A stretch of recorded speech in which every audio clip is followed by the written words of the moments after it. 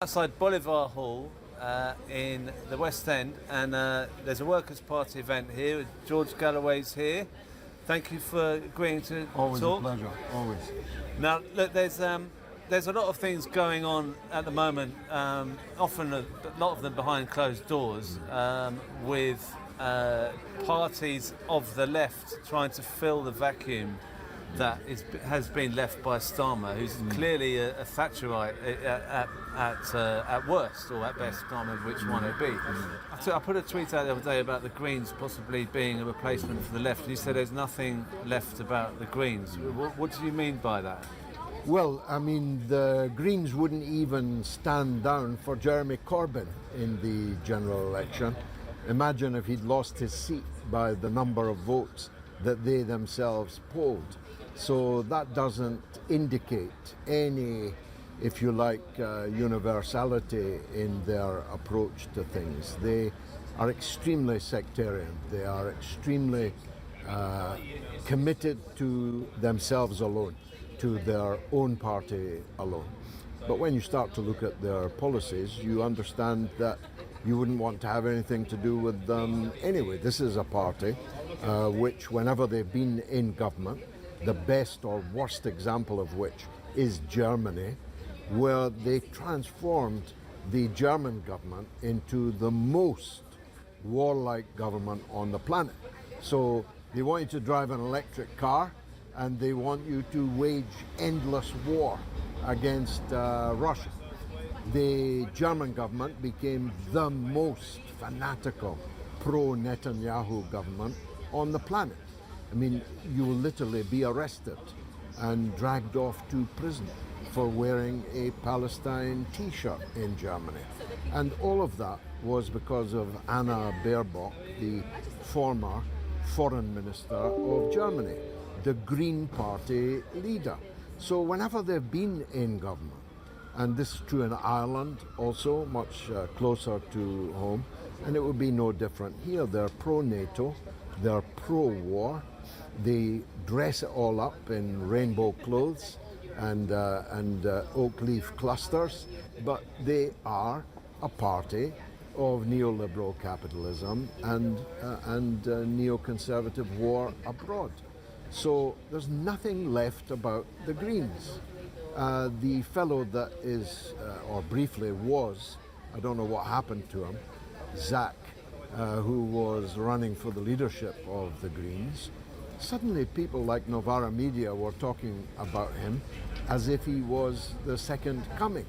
Well, when Jeremy Corbyn was the leader of the Labour Party, he said, "I am a pro-European Jew. These are two reasons why I could never vote for Jeremy Corbyn." That's the kind of people they are. Rank opportunists, total reactionaries, and warmongers. I mean, with Zach Polanski, there's a lot of people as well. There's Mothin Ali standing as the deputy leader for the Greens. People are saying, Mothin Ali himself said to me, join the Greens, will change the Greens into a radical socialist, possibly, party. What's your view on this idea that people can join a party and change it? Well, I mean, you could say that about Reform, couldn't you? Let's all join Reform and change it from within. You wouldn't be allowed to change it from within. You aren't allowed to change the Labour Party from within. I mean, why leave Labour then? Let's everyone join Labour and try and influence Starmer and Lammy and Cooper and so on. You just got to state it to see how silly an idea it is. The prevailing orthodoxy in these parties literally cannot be changed. And if you looked like you were in a position to change it, they'd have you out, they'd expel you, they'd find a reason to witch hunt you. So these things don't work.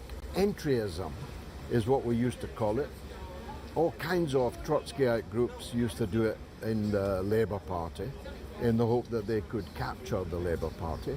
But as soon as they became a big enough threat, the Labour Party just kicked them out. And that's exactly what would happen if you joined the Greens with a view to transforming them into a socialist anti-war party. There's this story about a new left party with Jeremy Corbyn, and Jeremy Corbyn himself has said that he's keen to set up a party before the next local elections.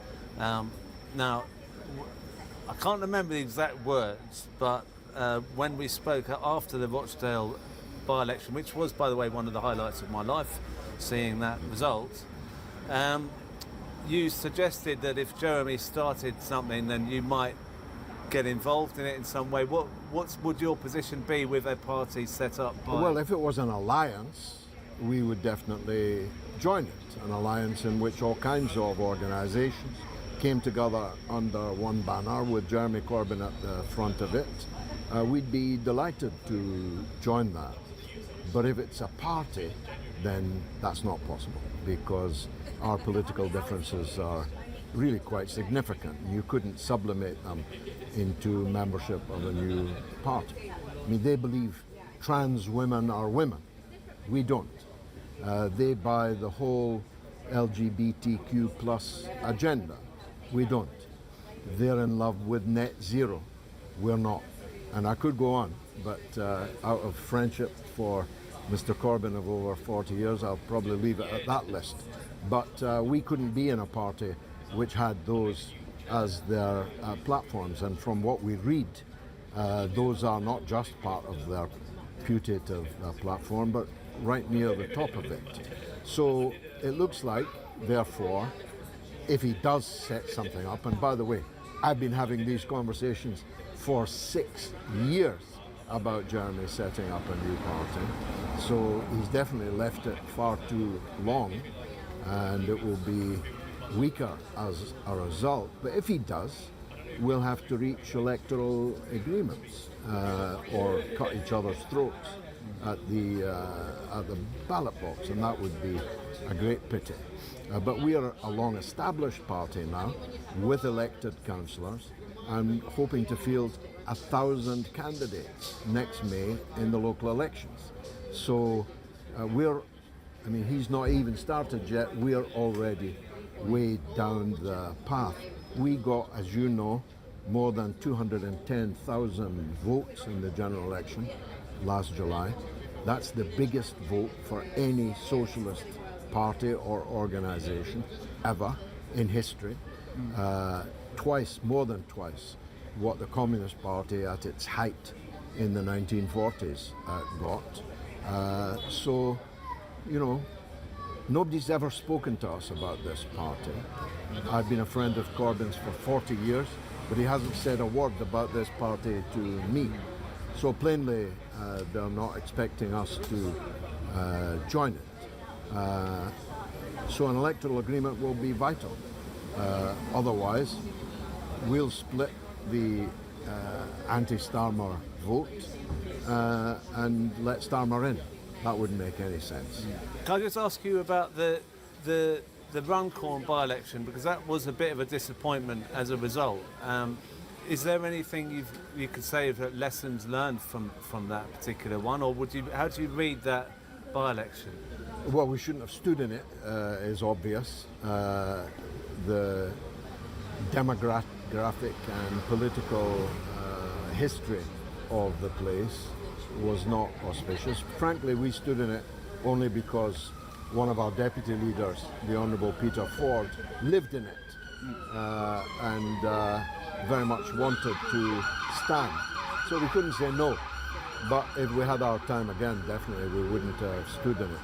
There has to be a place where we can almost certainly say we'll be contenders there, either to win it or to influence the outcome, to influence the result. You could say we influenced the Runcorn election result with our very small vote, in that we helped Labour lose it. If a by-election comes up in a place where we can help Labour lose it, then we'll do that. But other than that, we've got to be in these races to try and win them. Right. So if a by-election comes up in an auspicious area for us, I myself will be a candidate because I'm still in the game, though I'm giving up at the next general election. That's another point about Jeremy will be 80 at the next general election. I'll be 75.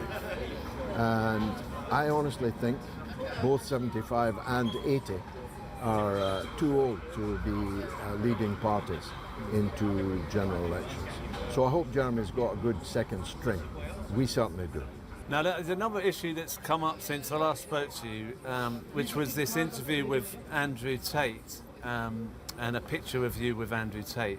Do you think that was a mistake to have interviewed him or to have a picture of him? Because some people are really attacking the idea that you associated with him at all. I've got an interview doing the rounds at the moment with Laura Loomer, the complete maniac Trumpist in the United States. In my job as a radio then and now television presenter, I have to interview all kinds of people. You can't just, you know this very well yourself. You can't just interview people you agree with. You can't just interview people that you like. And at that point, I don't think that Tate had even been charged in this country. Now that he has, then obviously I was asked to do an interview with Russell Brand last week, but I declined because he is literally on trial. But I do believe in the presumption of innocence. That's a cornerstone of the justice system. So you can't go around declaring people guilty before they've been tried. But now that he's been charged in Britain, then that would be different. So, this was in Romania. But you're clear, you're not endorsing, you've never endorsed Andrew Tate, which seems to be kind of the implication. And it has to be said, it's your political enemies who are saying that. But you have built up quite a lot of political enemies along the time you've been. 50 years, yes. So they kind of gather more stuff on you all the time, don't they? Is that something that you're kind of familiar with? Is this kind of smearing you and making you, associating you with Andrew Tate, for example, or the Julian Assange before, and the Novara media? I was blacklisted by the Stop the War, Palestine Solidarity, even Cuba Solidarity, because they are all controlled by the same tiny overlapping group of Trotskyites and liberals, and they could not stomach my defense of Julian Assange. How things changed. By the end, they were falling at the feet of Julian Assange. The same people, I don't want to name names because it'll embarrass you and embarrass some people, the same people who were demanding Julian be extradited to Sweden to face what turned out to be wholly fabricated sexual assault charges, rape charges. So when I defended Assange from those fake charges, I was called a rape apologist.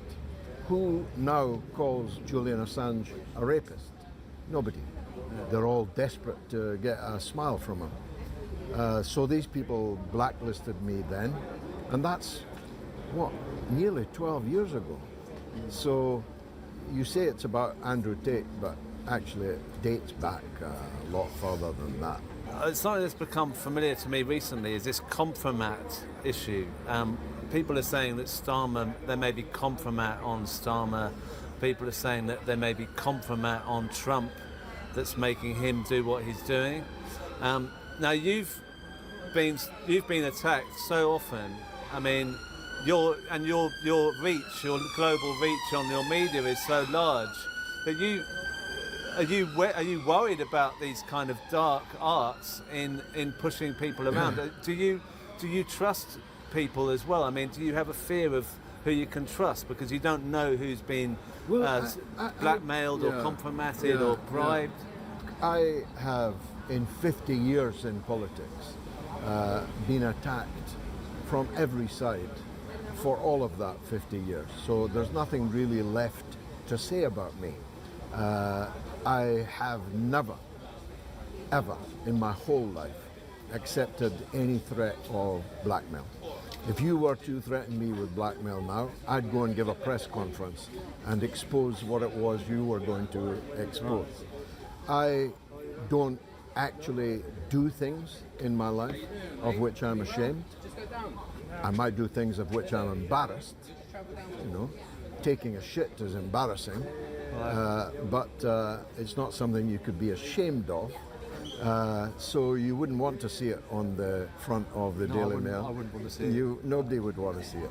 But do you see my point? There's a difference between embarrassment and ashamed. I don't do things of which I'd be ashamed. So you couldn't blackmail me. And if you tried, as I say, I would immediately expose it. But cash and Kompromat are two of the main reasons why our political class is captured. We have suffered state capture by Israel in this country and in the United States, and I presume in other European countries too. And the two means by which that is done are cash and Kompromat, or both.